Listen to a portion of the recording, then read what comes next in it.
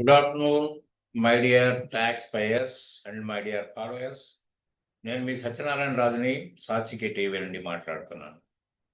ఇప్పుడు మార్చి దగ్గర పడుతుంది. ఇంకొక 20 డేస్లో మార్చి క్లోజ్ అయిపోద్ది.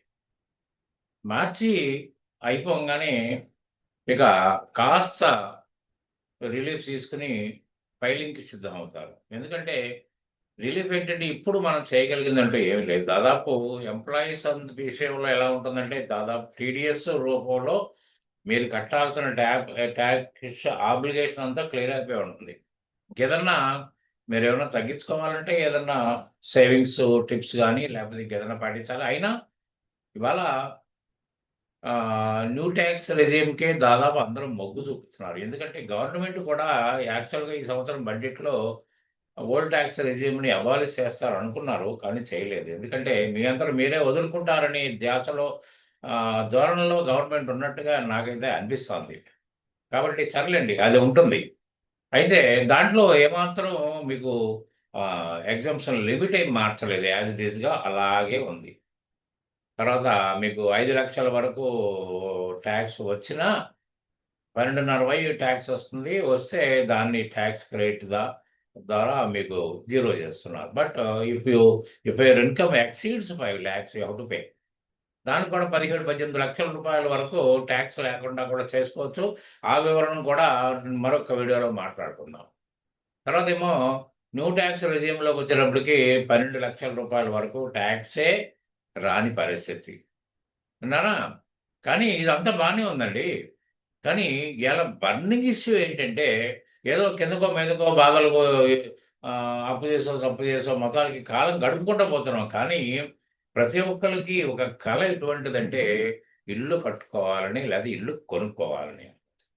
మరి ఇల్లు కట్టుకోవాలన్నా కొనుక్కోవాలన్నా కాస్త కొస్త డబ్బులు ఉండాలి మీ దగ్గర. లేకపోతే మన పూర్వీకులు ఏదన్నా మనకేదన్నా ఆస్తి పంపకాల వల్ల కానీ లేకపోతే ఇంక దేని ద్వారా అయినా లేకపోతే గిఫ్ట్ ద్వారా అయినా మనకి ఏదైనా సంక్రమిస్తే దాన్ని అవుట్స్కట్స్లో ఉంటే దాన్ని అమ్మేసేసి ఇలా ఆర్ట్ ఆఫ్ ది సిటీలో కొనుక్కోవాలన్న ఆలోచన అందరికీ ఉంటుంది.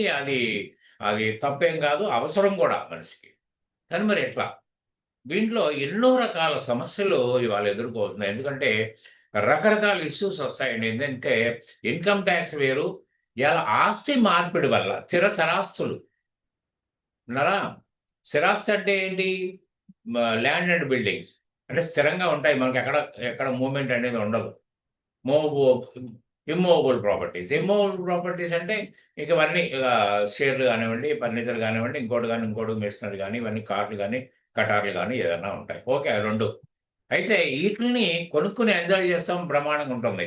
కానీ ఏదో రోజున దీని స్థానంలో ఇంకొక దాన్ని తీసుకురావాలని ఆలోచించడం కానీ, లేకపోతే మన కుటుంబ అవసరాలకు నిమిత్తం అప్పుల పాలయ్యో లేకపోతే పెళ్లి చేయాలనో ఇంకోటనో మనకి అమ్ముకోవాల్సిన స్థితి కూడా మనకు వస్తుంది. మరి అప్పుడు పరిస్థితి ఎట్లా ఉంది? అమ్ముకుంటే ఏమవుతుంది? అమ్ముకుంటే గమ్మత్ ఏంటంటే మీకు ఆదాయ పన్ను, క్యాపిటల్ గెయిన్ ట్యాక్స్. అంటే ఆదాయ పన్ను అంటే మీ ఆదాయం కనుక పరిమితి దాటుంటే దాని మీద మీరు వాళ్ళు నిర్దేశించిన రేట్ల ప్రకారం మీరు ట్యాక్స్ కట్టాలి. అది అందరికీ తెలుసున్న విషయమే. కానీ ఇవాళ క్యాపిటల్ గెయిన్ ట్యాక్స్ వచ్చినప్పటికి ఏమవుతుందంటే ఏదైనా మీరు ఆస్తి మార్పిడి చేసుకుంటే మెయిన్గా ఏంటి? షేర్లు, తర్వాత ల్యాండ్ అండ్ బిల్డింగ్స్ మార్పిడి చేసుకుంటే ఆనాడు ఎప్పుడో తాతల నాడు కొన్న ఆస్తి అయి ఉండొచ్చు, లేకపోతే మీకు ఏమైనా సంక్రమించిన ఆస్తి అయి ఉండొచ్చు. ఆ రోజు 10 రూపాయలకి మీరు విలువ వస్తాయి, ఇవాళ 50 రూపాయలు అవుతుంది. 10 రూపాయలకి 50 రూపాయలకి అంతరం 40 రూపాయలు. కాబట్టి ఇవాళ ఒక 2-3 లక్షల రూపాయల ఆస్తి ఇవాళ 50-60 లక్షలు పలుకుతున్న స్టేజ్ ఉంది. సరే, కొనుక్కోవడం సంబరమే. కానీ మరి కొనుక్కుంటే పరిస్థితి ఏంటి? కొనుక్కుంటే ఆ డబ్బులన్నీ మరి మీరు హ్యాపీగా ఎంజాయ్ చేయగలుగుతారా? అంటే కాదు అనే పరిస్థితి ఇక్కడ ఉంది. కాబట్టి ఏంటంటే మీరు ఆ డబ్బుని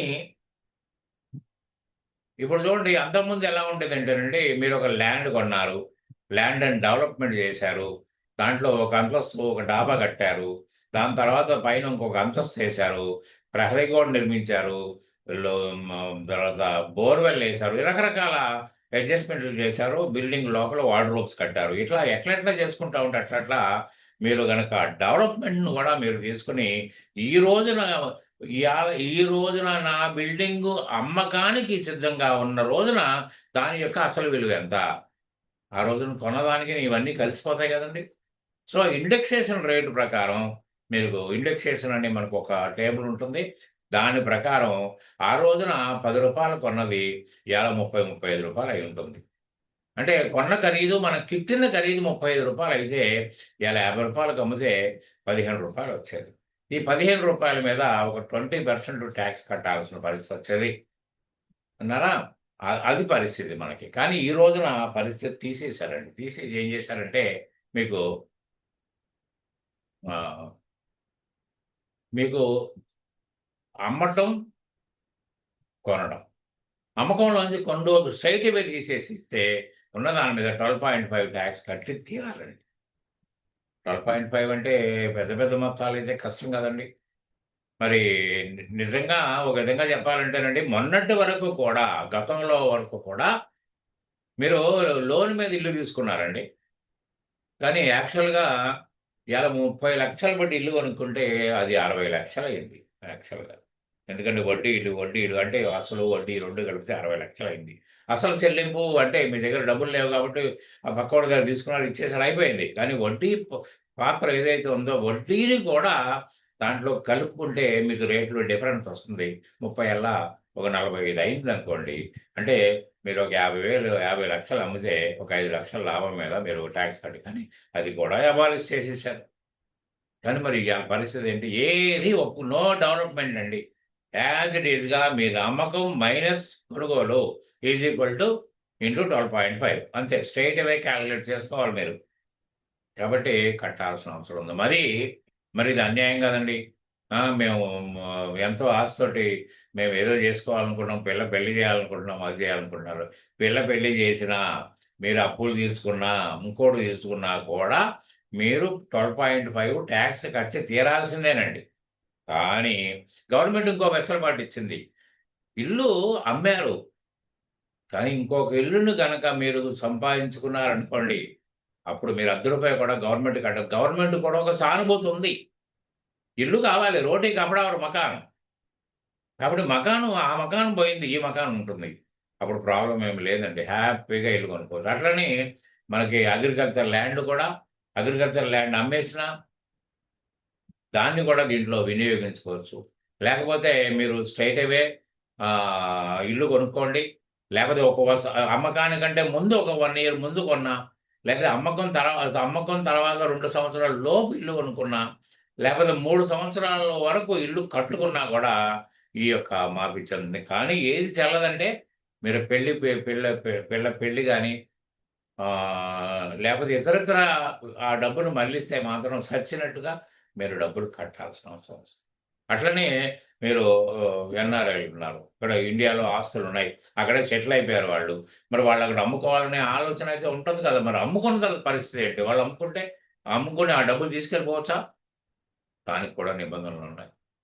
విన్నారా? అట్లనే మరి గవర్నమెంట్ ఒక రేట్ నిర్ణయించింది. ఇవాళ తెలియనిదేముందండి మీకు? విన్నారా?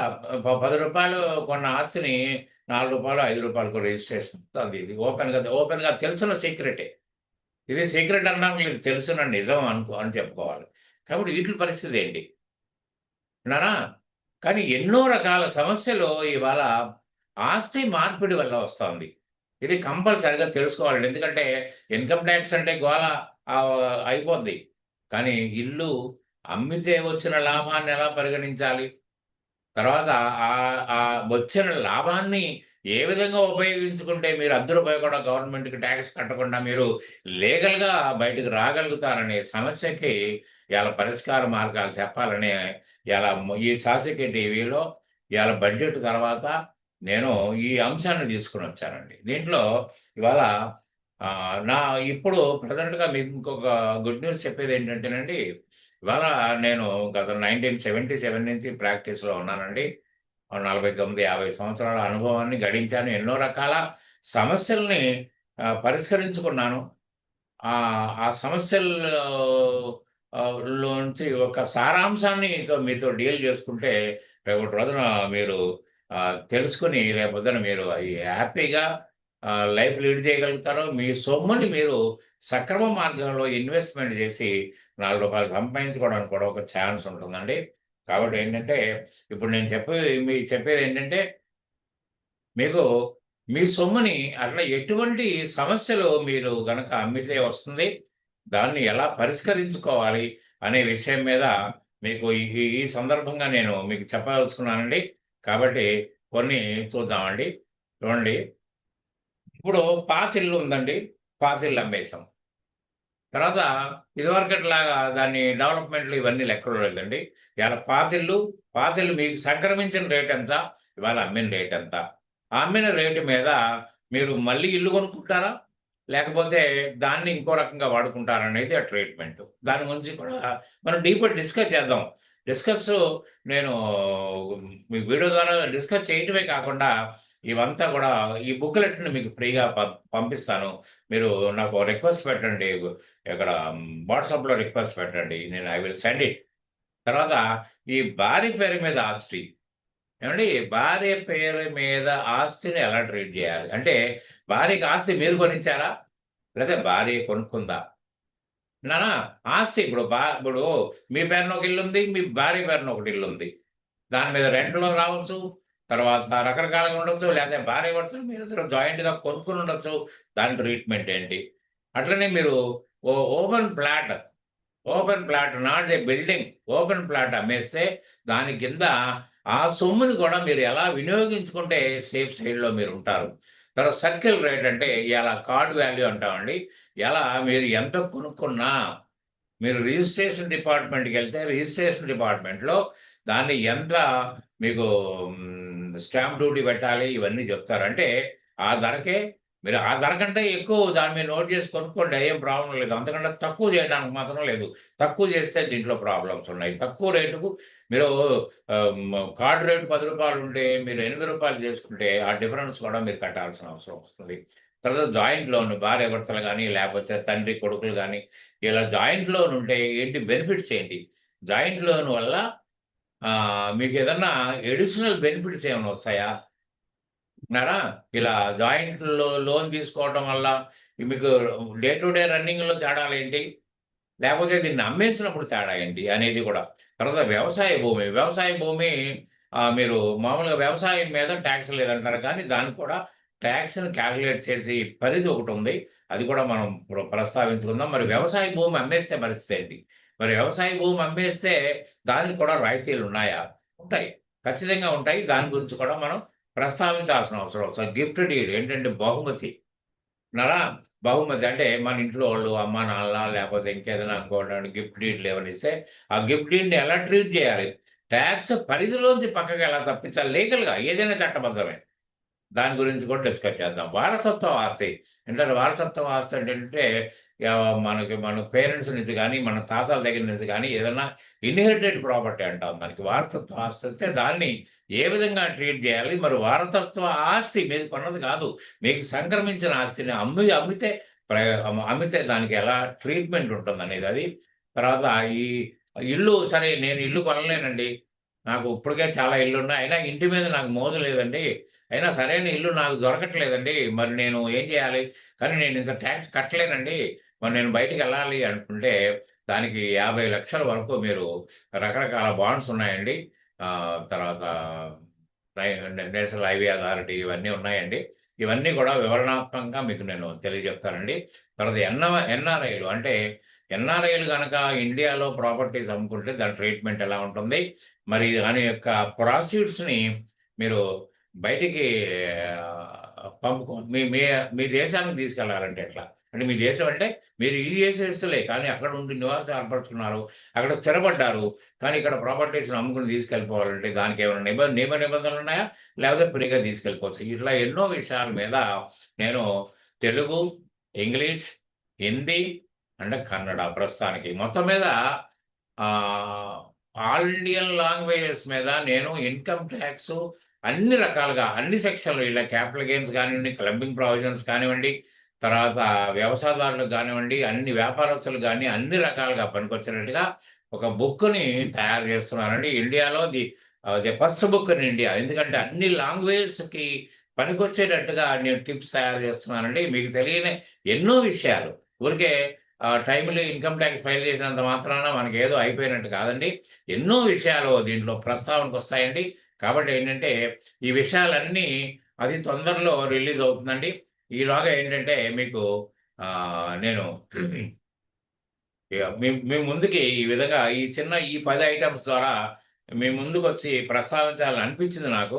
అనిపించింది కాబట్టి ప్రస్తుతానికి మాత్రం తెలుగు, ఇంగ్లీష్, హిందీ అండ్ కన్నడ ఈ 4 రెడీ ఉన్నాయండి.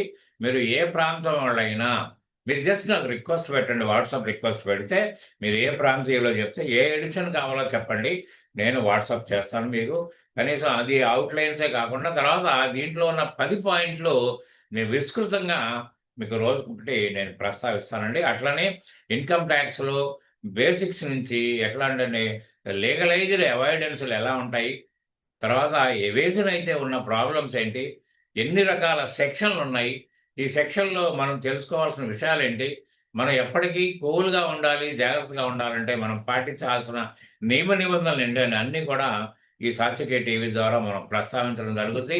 దయచేసి ఇంకొక విన్నపం ఏంటంటే మీకు మీరు ఈ ఆహ్, ఈ ఈ ఇటువంటి రకాల న్యూస్ మీరు వినాలి అండి, చూడాలన్నా కూడా నా సాత్విక టీవీని దయచేసి సబ్స్క్రైబ్ చేయండి. తర్వాత మీకు ఈ కంటెంట్ బావుంది. ఇది మా పరిచయస్తులకి, ఫ్రెండ్స్‌కి ఇవ్వాలనుకుంటే షేర్ చేయండి. మీలో మీకు సొంతంగా ఏదైనా కొర్రీ ఉన్నా కామెంట్ రూపంలో రాయండి. లేకపోతే వాట్సాప్ రూపంలో నాకు మెసేజ్ పెట్టండి. మీకు ఎప్పటికీ అందుబాటులో ఉంటాను. మీకు తగిన సలహాలు కూడా ఇస్తాను. టాక్స్ సర్వీసెసే కాకుండా మీకు అన్ని రకాల అడ్వైజెస్ నేను ఈ సందర్భంగా ఇస్తానని మీకు చెప్తూ, then I am taking leave from this very video. Thank you very much.